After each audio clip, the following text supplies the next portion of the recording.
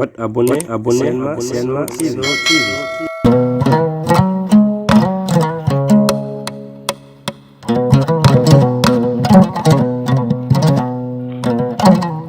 Sowa holi an o dariɗo ganƴo gacce gollotoɗo, holi an o munƴo nangue mo mboyo gulɗo joƴƴinani, holi an o ballo gendi, an o giɗo beltinowo. So a debbo ma ɓiɗɗo gorko mamin ñembu golle maɗa, darde ma e yankinare ɗe golle ina ɓeyda rendo.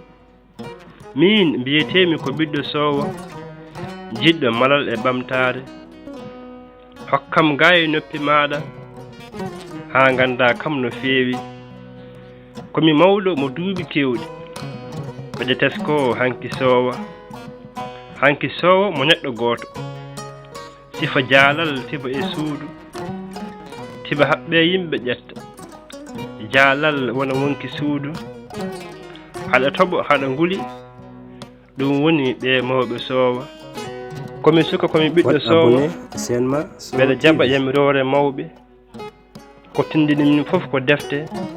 Mawɗo am yo gene wurne, min suko mami daro e nangue, mi saña biri kami cekke melle, beele mewto suudu sowa. Haɗa ciya kami hendu bondu, towtude mbaddi sowa, timtorgal ɓiɓɓe janggo.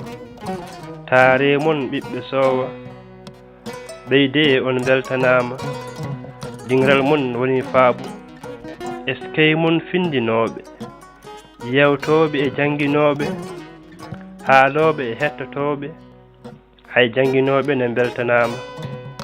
On balli majjunoɓe, on jolti yolinoɓe, saabu maggal ɗalinoɓe, fini jam jam ummoriɓe.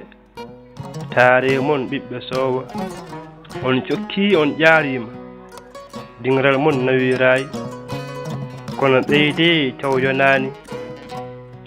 Gande on peri laaɓi portiɗi ina gadda faabu, mi yetti on ɓiɓɓe sowa, ko heddi yo bajjo wallo e kuɗol Umar Ndongo, lollirɗo Baru Ndongo, gorko mo Marda waalo, e sawtuwol Giɗo Pulaar Fulfulde, gorko mo Marda e tule oole.